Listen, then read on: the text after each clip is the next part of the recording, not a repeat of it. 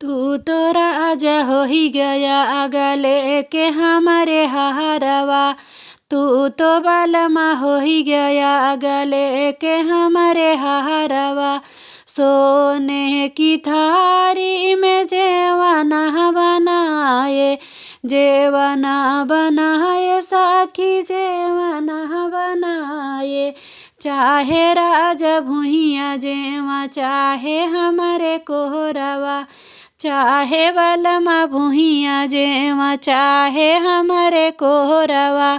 तू तो राजा हो ही गया गले के मोतिहारवा। तू तो बालमा हो ही गया गले के हमारे हारवा।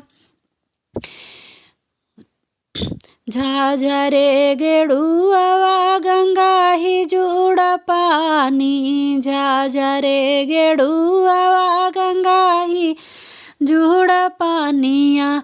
चाहे राजा भुइया घूंटा चाहे हमारे गोदिया, चाहे राजा भुइया घूंटा चाहे हमारे कोहरवा। तू तो बालमा हो ही गया गले के मोतिहारवा। तू तो राजा हो ही गया गले के हमारे हारवा।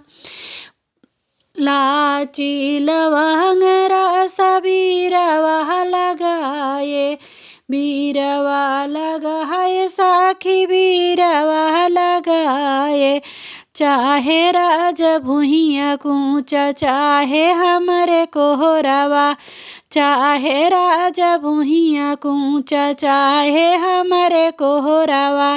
तू तो राजा हो ही गया गले के मोतिहारवा।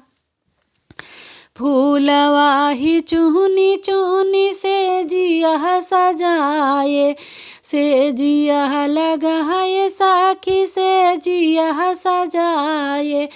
चाहे बालमा भुइया सूता चाहे हमारे कोहरवा, चाहे राजा भुइया सूता चाहे हमारे कोहरवा। तू तो राजा हो ही गया गले के हमारे हारवा।